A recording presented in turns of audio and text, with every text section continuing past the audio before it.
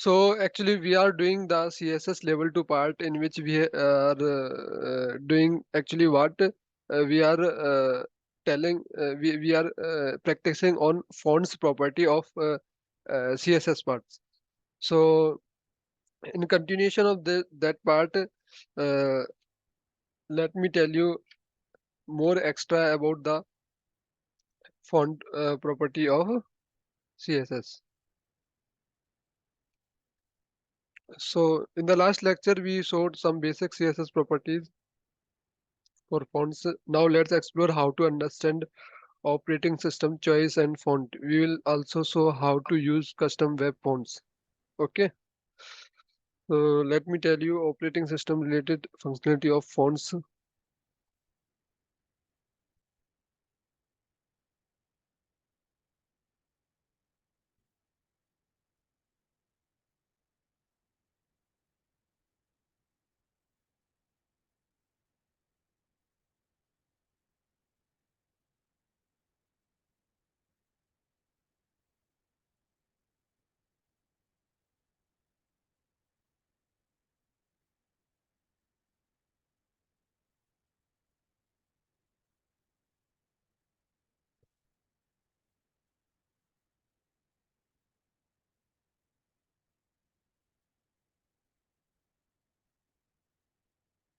So let me search some web pages on the browser so that you can understand different functionality. So let me show you some operating system related features of our CSS fonts.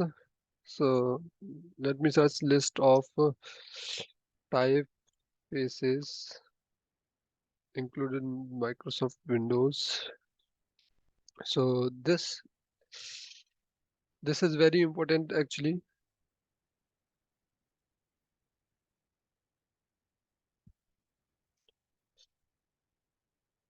Another web page I will open, that's about CSS font stack. CSS font stack.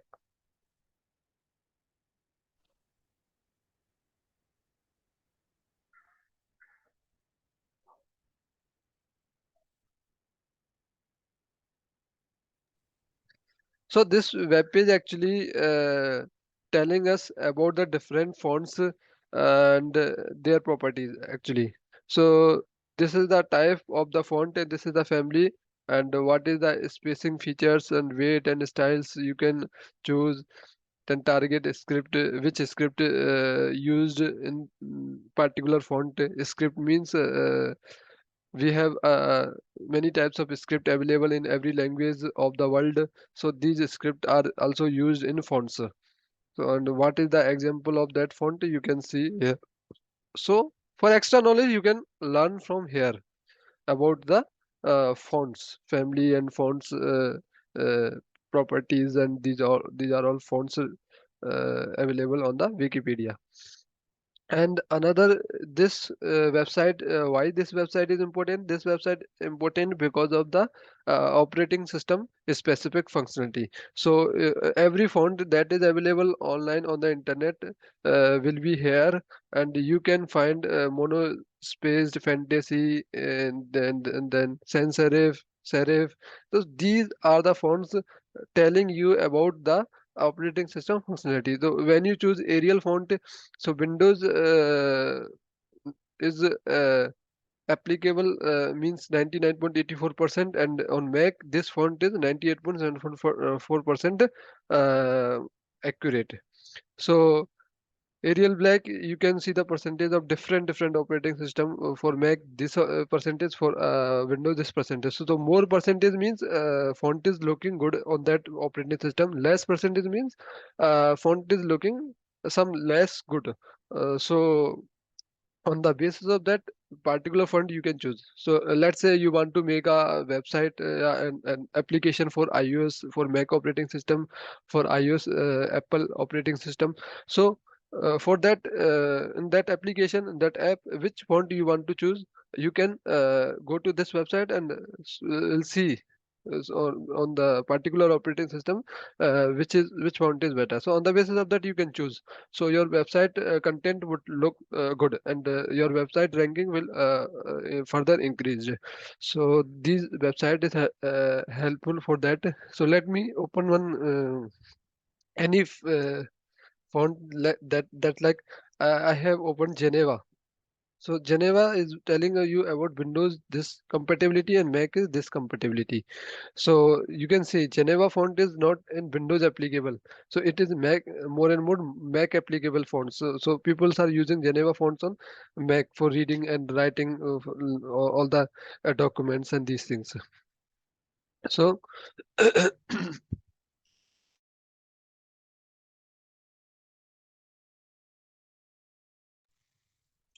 so this way you can explore this website, and this also I have told you. And let me search one another that is very important nowadays, which is used by many developers. That is Google Fonts. So Google Fonts website also is very important, and for this I will tell you how to include the different fonts in uh, your website, how to include Google fonts in your website. So this way you can search, browse, yeah. So let me sign in or not. So these are the fonts available. Let me download. Okay, okay, I don't want this. Let's close this also.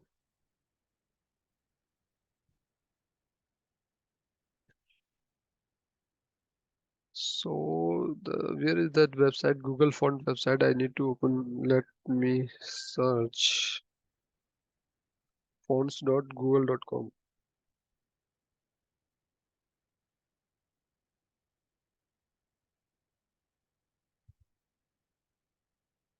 So fonts.google.com, fonts.google.com. Yeah, fonts.google.com. So now they have changed the web page of Google Fonts websites. So we will explore from here. Let's say Roboto. I want to explore Roboto. So for Roboto, here from here you can choose the particular font and you can add that font in your websites. So let me go to that font, get font button, and you can get embed code from here. Yeah. So this is the full embed code. By using this code, we can implement this font in our web page. Okay. So for web, so any font you can go and you can customize that Google font according to your web page. And like after customizing, code will also change, and then you will choose that code, copy code, and include in your website. Okay. For Android, you can download the font like that from here. iOS you can download, and Flutter you can import Google code directly from for Flutter application development. So Flutter is the framework actually which is developed by Google, and Flutter is used for making many applications. Okay, so let me show you another website that is Font Library also, which is available. Fontlibrary.org.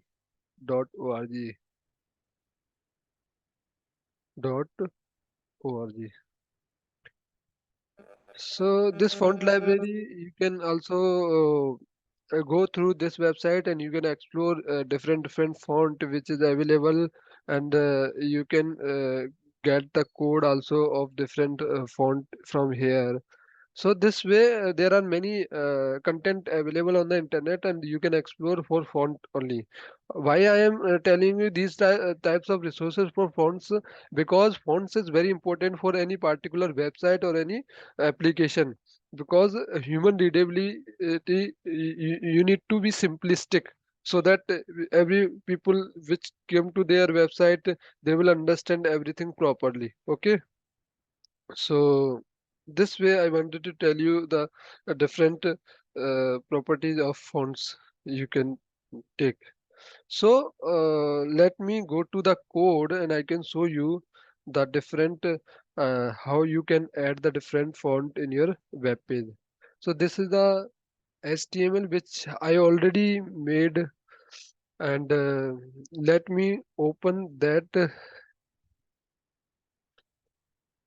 web page in our browser so that you can understand. So this is the web page I have used, and in this we have two paragraphs, that is paragraph 1 and paragraph 2, and that is fake content. Okay, so let me add our web mm, Google fonts in this particular H1 and paragraph type. Okay, so for that I need to go to that Google websites. Okay, and from that Google website I need to choose one particular font that like that this I have chosen embedded code for that. Let me choose another one. Back fonts. So there are Roboto, Poppins. These are all fonts available. So let me choose that font, Rubik, Rubik Barnett. Okay. So for that font, I want code. I don't want to download all the fonts. I want code. So this link we need to implement in our web page. Okay, so that directly this font should be applicable. And for CSS class we need to put that for CSS classes. Okay, like that we can put many different classes. Okay, so let me copy that code, and I will add this code here.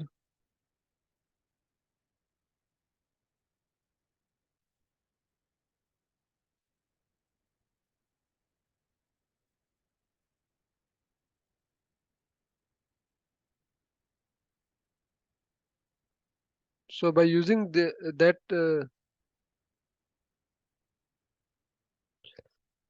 these three by using these three links, you are able to include your fonts, that Google fonts. Okay, and I want to add CSS for that. So what I need to choose?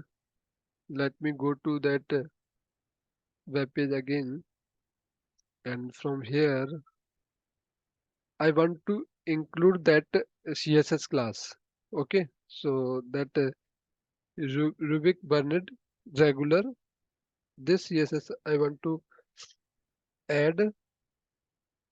Roboto thin italic, you can add Roboto light, you can add different properties according to, you can add different CSS. So this class I want to add actually in our code. Let me add in paragraph class this rubric Bernard regular. Okay, and let me save this and refresh this. No change because we have not changed anything in here in our CSS. So let me add the code here, whole code in our CSS. So let me save this and let me show you the difference. So you can see these three links from Google Fonts I have added here. So these three links are able to include the Google Fonts properties, and here rubric Burnett regular I also added. So now you can see the easily change in the font. Okay, and let me remove that and okay, no, I'm not removing that because when you want to add when you want to add some more CSS regarding to that these robotothin, these robotothin italics. So that particular class name you need to put in your HTML. Then after that, a specific CSS part you need to paste in your CSS file, so that that particular CSS will apply in your web page.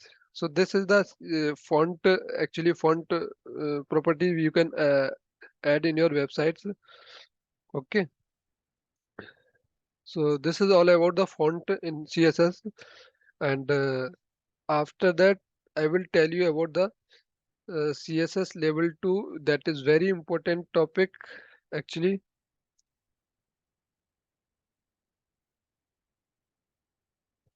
Sanika, please off your switch off your my camera. Sanika,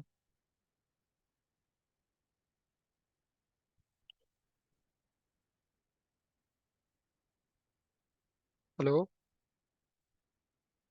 hello, Sanika, hello.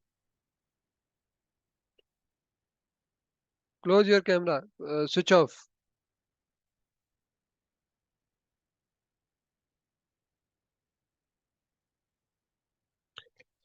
Okay. So in this CSS part two, in this lecture, we will learn about the CSS box model. Actually, that is very important topic for making any website very specific size-based website. That should be in particular size. So the box model allows us to precisely dictate how we want HTML elements to look. Okay. So the basic box model looks like this. You can see this is the basic box model in which we need content inside the center. In every box we need a content inside the center. Then after the content, what property we need? Padding. So when you want to move your content in center, left, right, up, down, so for that you need to use the property of padding. When you want to use property of padding, whenever you want to move your content left, right, and up and down. After that, we will use the property of box because that content apply in a particular box, and after the properties of box, then this margin will come. So then you can edit your margin and in the box left, right, top, and bottom. Okay, but you can also specify each side like that. So this is the basic overview actually, and in depth you can go to that uh, image. So here content. So this is top padding here. This is bottom padding. This is left padding. This is right padding. Then this is left border, right border, bottom border, top border. Okay.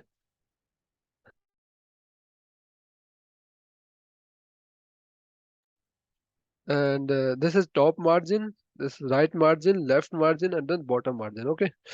So this property I will add it in CSS file so that you can properly understand what is the meaning of these margin padding and all. Okay, so let's explore some example of this. I wanted to show you some. So let me remove that whole CSS. Okay, so I'm removing that whole CSS and let me save this. And I will have added this HTML file also so that you can understand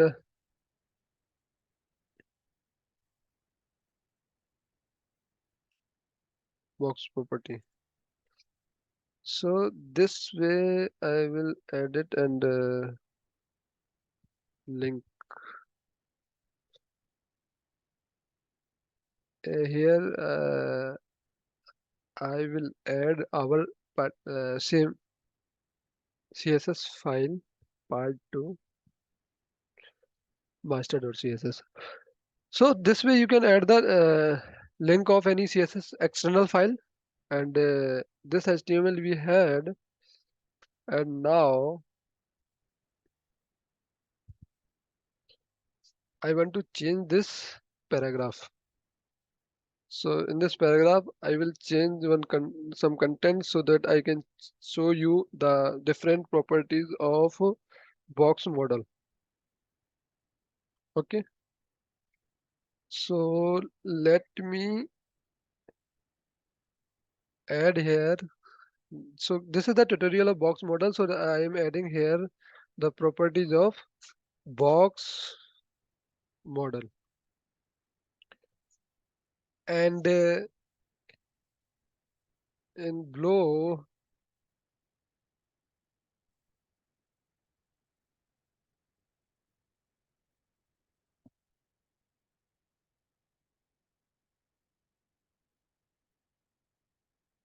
this is H1. In this H, I'm using the ID.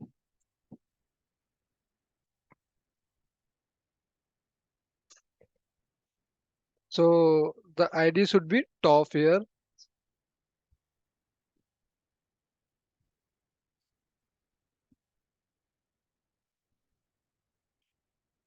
So this is top, and I will add the heading to adding one H1, another H1. So in this, I will add ID, and in this ID should be bottom, so that you can understand the different alignment of different headings in our web page. So this is bottom. So I will write the bottom here,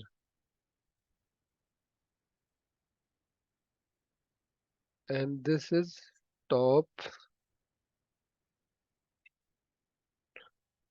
So let me save this. And now we are able to see the top and bottom here. Okay. So I will tell you the different box property for every top and bottom so that you can understand. So let me add first border. So I will add border for every top and bottom heading. So for top heading, this is top ID I already added. So for adding CSS and ID, we need hash symbol. So in hash, in top, I will add the border. So that uh, uh, border should be actually I want 4 pixel width, 4 pixel, and solid, 4 pixel solid blue. So this I want blue.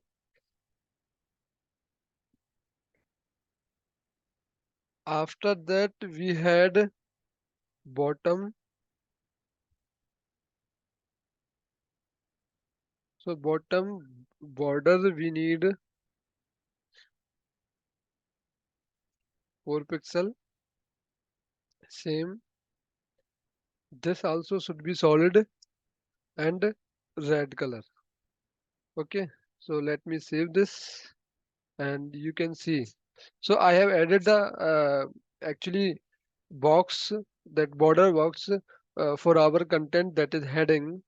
So one thing I wanted to show you, actually you can also can do some changes. So text align you can also do center, so that our top paragraph text should be go to into center. Okay.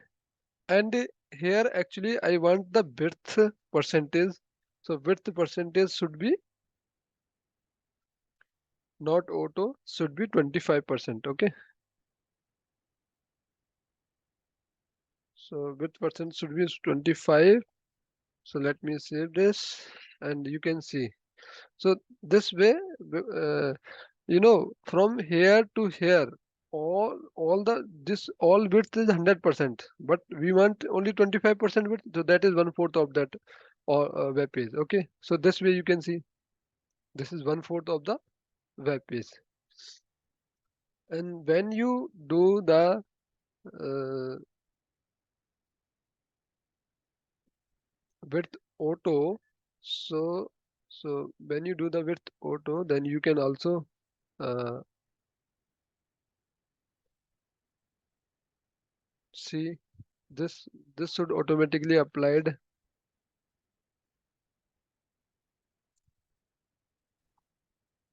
auto width. Okay, so this automatically adjust according to the web page. So how much content is available on the web page? That's where this automatically applied. Okay, so let me add our 25% here so that you can understand properly. And some other thing I wanted to add here, and I wanted to show you some other functionality, that is margin. Okay, so margin is above the border actually. So you can understand margin above the border and padding is below the border. So this thing you need to remember. So margin I need to add.